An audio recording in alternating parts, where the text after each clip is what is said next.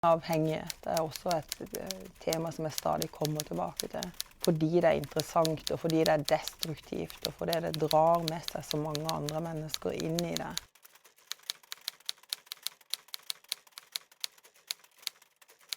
Denne artikkelen hadde jeg jo helt glemt hva sto i.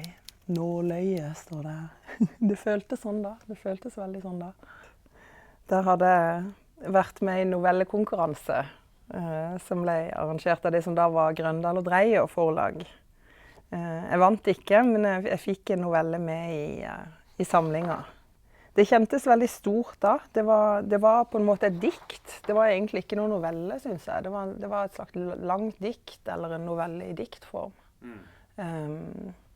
Som egentlig ble det som senere skulle bli den boka jeg debuterte med, min første roman da.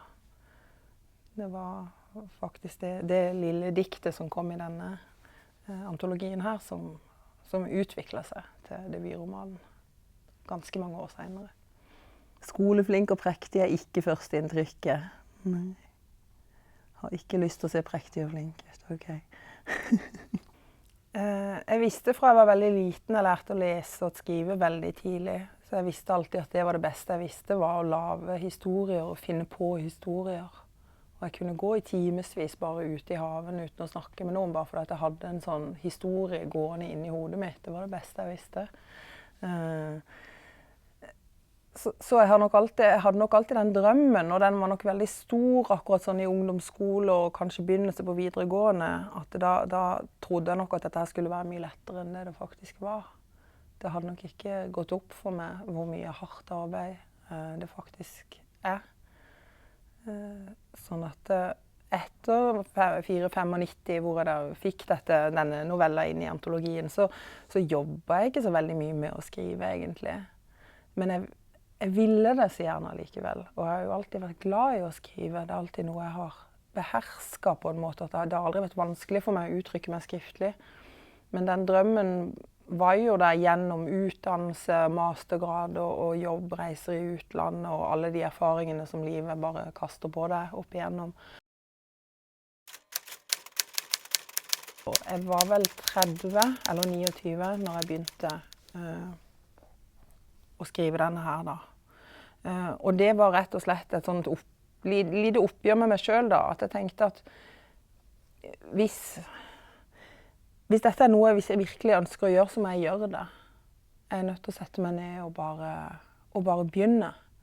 Det finnes ikke noe vei utenom drømmer. Drømmer i seg selv fører meg ingen steder. Prating i seg selv fører meg heller ingen steder. Så da satte jeg meg ned, og så skrev jeg dette første utkastet her, og jeg sa det ikke til noen. Jeg fortalte det ikke til noen før jeg hadde fått det antatt da. Først da sa jeg det.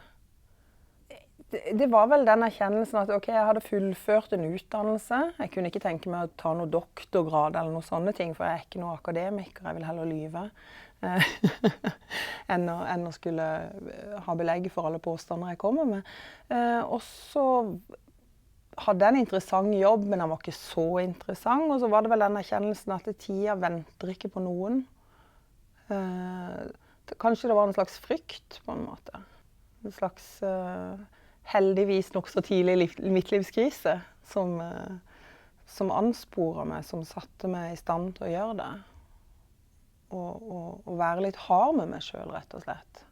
For dette kommer ikke gratis, i hvert fall ikke for min del. Dette er ikke noe som kommer gratis. Det er så mye hard jobbing og en bestemmelse på daglig basis. Har jeg først satt i gang, så er det ikke noe problem å skrive. Den vanskelige delen av å skrive er å lukke opp lokket på PC-en, på laptopen. Det som er den harde delen. Den ideen, den tanken på å skrive om noen som en dag bare gikk inn på badet og fant et egg liggende på vasken, uten å skjønne noen ting av hvor det kom fra, eller hva dette innebar, den hadde følt litt etter meg hele tiden. Det var alltid noen som drev og nappet meg litt i ermet, liksom, du må finne på et eller annet med dette her. Og i forbindelse med studier da, så jobbet jeg en del i hjemmesykepleie, og i geriatrien da, med en del sånne fastvakter for eldre og mye demente, og hadde demente i familien min. Og da kom den tanken der om at demens egentlig er et veldig godt utgangspunkt for litteratur. Fordi der, i den sinnstilstanden der, så skjer de mest absurde ting og de mest triste ting. I hvert fall for de som er rundt, også for de som opplever det selvfølgelig. Men det er veldig hardt for de som er rundt å oppleve noen bare bli til et skall av seg selv.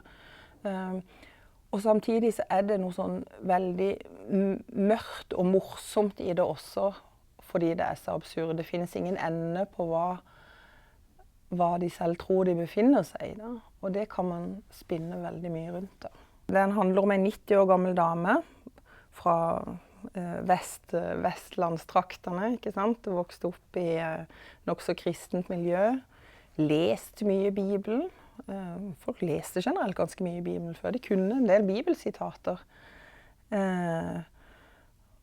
Hun forsøker jo på en måte å trøste seg selv da. Hun har mistet sin store kjærlighet, selv om hun av og til tror at han fortsatt finnes, fordi at hun begynner å miste unnskyld begrep om tid. Men hun trøster seg selv med sitater og forteller seg selv at selv om jeg vandrer i dødsskyggenes dal, så frykter jeg intet. Du er med meg. Og om hun da mener Gud, eller om hun mener den kjæresten hun hadde for så mange år siden som hun aldri fikk, eller kanskje bare mener den tingen som er ute på badet, og som på en eller annen måte snakker til henne når ingen andre gjør det. Det vet jeg ikke helt selv.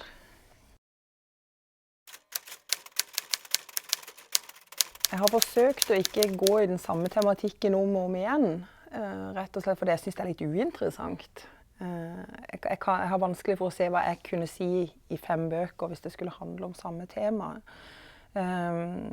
Men dette her er da en bok om en kvinnelig krigsfotograf som opererer i de palestinske områdene under intifadaen på slutten av 90-tallet. Som har hatt et veldig turbulent liv, en turbulent oppvekst, og som har gjort seg avhengig av 2 ting, og det er alkohol, og så er det andre menneskers lidelse på film. Hele tiden drikker for å orke sin egen tilværelse, og flyr stadig rundt og prøver å finne åsteder for angrep eller selvmordsbomber, sånn at hun på en måte kan fotografere det. Hun kan se noen som har det verre enn seg selv, og samtidig sette den kameralinsa som et sånn gjerde av trygghet mellom seg selv og hva disse følelsene faktisk innebærer. Så den er nok veldig dyster, vil jeg si, egentlig. Det er nok ikke den boka jeg er mest fornøyd med, egentlig, når jeg ser tilbake på den. Det er vanskelig for meg å tenke hva jeg ville gjort annerledes, men sånn som jeg ser på det i dag, så trenger en historie lys og mørke for å drives fremover. Her er det veldig mye mørke, og det kan hende det var nødvendig i denne boka her for å skrive den, for å beskrive et menneske i den situasjonen. Men jeg tror kanskje at det blir for lite fremdrift, det blir for lite utvikling. Akkurat som det er i livet generelt ellers, at hvis man sitter stille og ikke ønsker å komme ut av en tankesirkel, så kommer man jo heller ingen steder. Og det er kanskje litt det jeg tenker om den boka der også. Det skulle vært litt mer lys. Jeg har også bodd veldig mange år i Jerusalem og i Hebron i forbindelse med jobb. Så jeg kjenner Jerusalem veldig godt, og det er en av de byene jeg er aller mest glad i hele verden. Folk som bor i Israel, eller folk som besøker Israel mye, eller de palestinske områdene, de pleier å si som regel at enten så er du i Tel Aviv, eller så er du i Jerusalem, og jeg er definitivt Jerusalem. Det er en by jeg aldri kommer til å glemme. Jeg har fortsatt lyden av kirkeklokkene klokka 7 om morgenen i bakhodet, av og til. Sånn at den beit seg så veldig fast i meg, den byen. Og det var ikke så turbulent de årene jeg jobbet der nede. Jeg var på en måte heldig. Den andre intifadaen var på vei til å smuldre opp, og det har fortsatt egentlig ikke blitt noen tredje. Hvis det noen kommer til å bli det da. Men det er klart det oppstår situasjoner hele tiden. Og du snakker mye med mennesker som hadde gjennomlevd ganske store hendelser på nært hold, fra begge sider.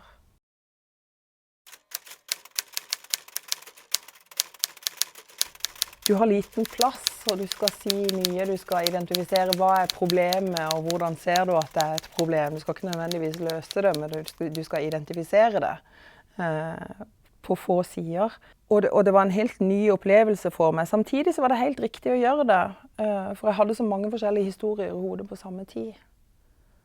Og i de andre bøkene så har jeg klart på et eller annet tidspunkt å knytte mange av disse historiene sammen til en, men det greide jeg ikke i denne, så da ble det å lage masse forskjellige historier. Og her begynte jeg å slippe meg løs litt i forfatterskapet også.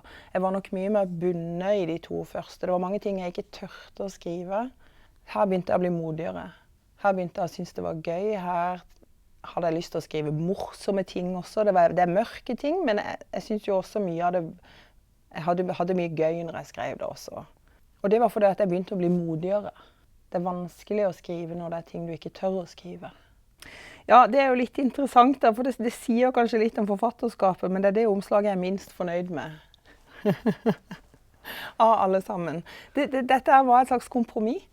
Det var litt sånn hastverksløsning, synes jeg selv da. Det ble liksom, ja, vi legger noen vafler her, og så har vi en hekk her, og jeg liker himmelen, jeg liker ikke vaflene.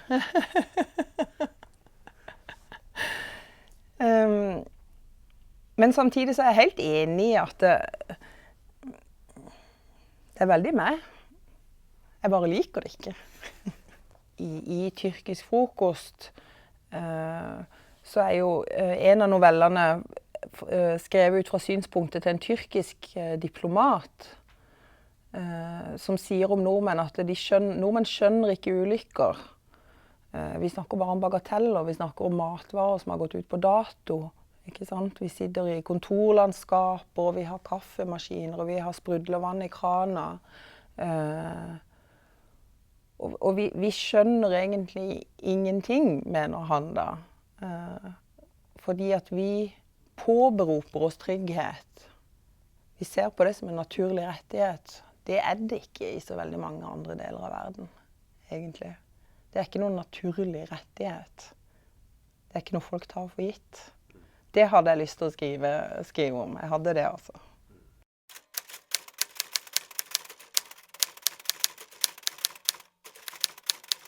Ideen kom på nyttårsaften, basert på et eller annet antrekk jeg hadde på meg. Jeg var på Kunstnernes hus i Oslo på nyttårsaften. Det var vel kanskje bare en sånn følelse at dette var ikke noe gøy, liksom. Jeg sto på Kunstnernes hus der og liksom, ja, vi danset, og liksom, men så begynte jeg å se meg rundt, og så begynte jeg å se på folk i stedet for å delta. Da er det akkurat som det skjer et eller annet. Da blir jeg observatør med en gang. Det er jeg ikke med. Da vet jeg ikke hvordan jeg skal være med. På mange måter så er det en behagelig tilstand å være i også. Selv om kanskje akkurat nyttårsaften så hadde det jo vært hyggelig fordi en er sammen med om en deltok litt mer da. Nei, jeg kan ikke helt sette fingeren på hva det var som satte det i gang. Det var bare en følelse av ubehag, tror jeg. Og så gikk jeg hjem og så begynte jeg å skrive, for det gjør jeg som regel når jeg har det ubehagelig.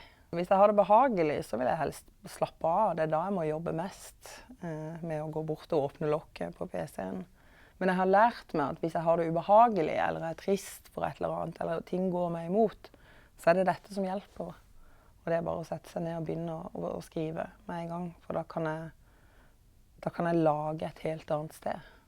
Og når jeg kom hjem så fikk jeg ikke sove, og så begynte jeg bare å lage kaffe, og så satt jeg vel hjemme i en uke og skrev 60 sider mer eller mindre uten pause.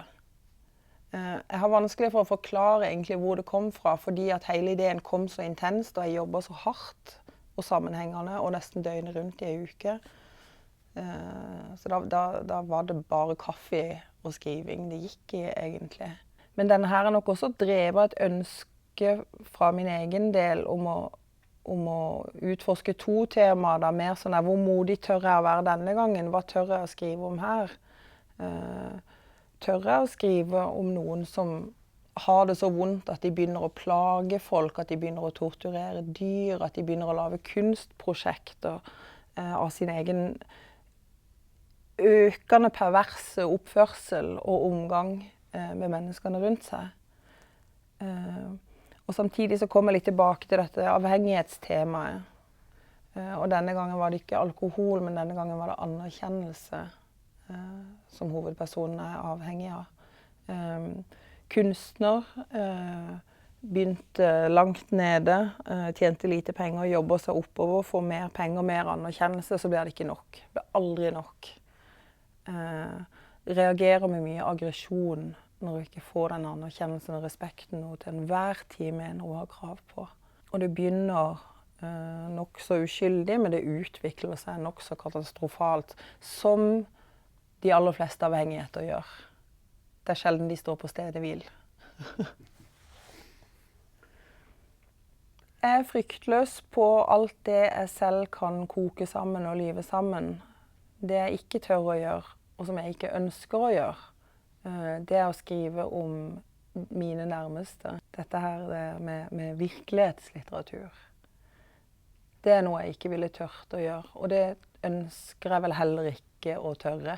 En karakter i denne boka her er basert på min beste venninne.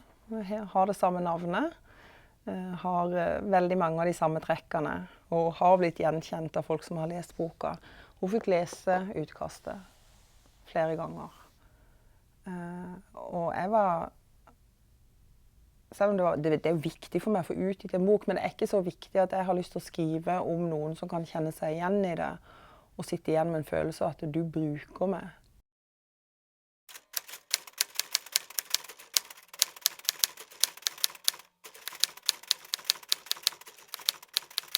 Jeg var nok litt tilbake igjen til begynnelsen av forfatterskapet, litt sånn bok nummer 1, hjemmesykepleie, pleieyrke generelt. Begynte å tenke på hvor utrolig mange mennesker som faktisk sitter rundt i landet her, som ingen ser, ingen vet at de finnes.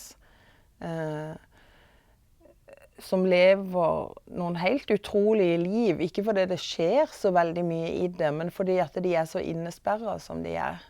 Som er helt avhengig av hjelp. Hvem er det som hjelper dem? Hvem er det vi regner med skal ta vare på oss selv når vi blir gamle? Hvem er det som skal ta vare på foreldrene våre? Hva skjer hvis det er noen som ikke nødvendigvis er så trygg selv? Og hva skjer hvis denne pleieren selv har såpass mange momenter i sitt eget liv, og er såpass ensom og såpass preget av tvangsvasking, sånn som holder på med å vaske huset sitt hver eneste ettermiddag, har ingen venner, har ingen kjæreste, har ingenting utenom sine egne pasienter. Og blir faktisk mye nærmere knyttet til disse pasientene enn kollegaene sine. Men hun sier, jeg har ikke tid til å vise omsorg, jeg har ikke tid til å sitte og holde deg i hånda, for jeg har 19 minutter på meg. Jeg kan enten vaske deg i rumpa eller holde deg i hånda, jeg har ikke tid til å gjøre begge deler. Og det er på en måte ikke noe, det er jo ikke noe hemmelighet engang. Sånn er det i hjemmesykepleien. Om det er en god ting, det er jo et annet spørsmål. Men jeg hadde lyst til å ha med 2 ting. Jeg hadde lyst til å ha med denne virkeligheten som hjelpepleier, med alle de absurde situasjonene som oppstår når du snakker med mennesker som ikke lenger er mentalt til stede i den normale verden, som kanskje er et helt annet sted, som kan være vel så interessant, eller som er helt hensunket i alkoholisme og pillemisbruk, eller som er bundet til sin egen lenestol mesteparten av døgnet. Og samtidig så hadde jeg lyst til at denne pleieren skulle oppleve noe helt annet. At hun skulle legge ut på en reise, at hun skulle legge jorda under seg, på en måte. Du er jo nominert til LOs litteraturpris for denne boka her. Prisen tildeles på bakgrunn av skriftlige verk som utmerker seg ved å gi økt forståelse og innsikt i levd liv. Hadde du en slags politisk agenda når du skrev denne boka? Nei, ikke i begynnelsen. Men det er vanskelig å komme utenom etter hvert som du setter deg ned og tenker gjennom hva det faktisk vil si å være hjelpepleier. For du gjør så mye mer enn de små standardoppgavene. Du snakker med folk som holder på å dø. Du snakker med folk som nesten er døde. Du snakker med folk som vet at de aldri skal komme ut av stolen sin igjen, eller ut av senga si igjen. Og lønnsforskjellen mellom en kommunepsykolog og en hjelpepleier, ikke sant? Det kan godt hende, eller en prest, det kan godt hende de snakker om mye av de samme tingene. Vi snakker med dem om døden, vi snakker med dem om frykt, du prøver å bare å være der for dem mens de nærmer seg slutten. Men settes det tilstrekkelig grad pris på? Sånne ting ble det vanskelig å ikke tenke igjennom når jeg skrev. Men jeg hadde det veldig gøy også når jeg skrev det. Jeg hadde det. Jeg hadde det veldig gøy når jeg beskrev kommunale julebord, som er kjent for å være nok så dekadente, har jeg latt meg fortelle. Jeg hadde det gøy når jeg beskrev masse absurde situasjoner hjemme hos pasienter. Jeg hadde det gøy når hun en dag bare får nok og legger fra seg alt og legger ut på en sånn forfølgelsesferd jorda rundt. Og jeg er veldig glad i denne boka fordi at det jeg gjerne vil vise med henne er at det finnes så mange måter å ha et verdig liv på. Det finnes så mange måter å eie en verdig historie på som ikke slutter med at du oppnår kjærlighet og et forhold. At det å våge ting i seg selv og tape det du trodde du trengte kan være en mye større seier. Og at det er mange som er alene, og som kan ha det veldig fint med å være alene. Vi ønsker ikke alle de samme tingene, vi trenger ikke alle de samme tingene. Jeg synes det er litt for lite plass til å... Altså, du har lov til å være annerledes, du har lov til å skille deg ut, men innenfor visse rammer. Og underlagt kommunal omsorg eller helsevesen, så er ikke de rammene spesielt store. Du går og legger deg, og du tar medisiner, og det er ikke sikkert at du har blitt konsultert så veldig på forhånd hvis du har nådd et visst stadie, hva du skal ta og når du skal gå og legge deg. Har jeg lyst til å vaske meg nå? Men sånn er det bare. Det er jo alle om dypt ensomme mennesker på hver sin måte. Utslagene det gir seg, håper jeg jo viser seg veldig forskjellig. Men jeg har forsøkt å tenke meg så ensom som jeg klarte.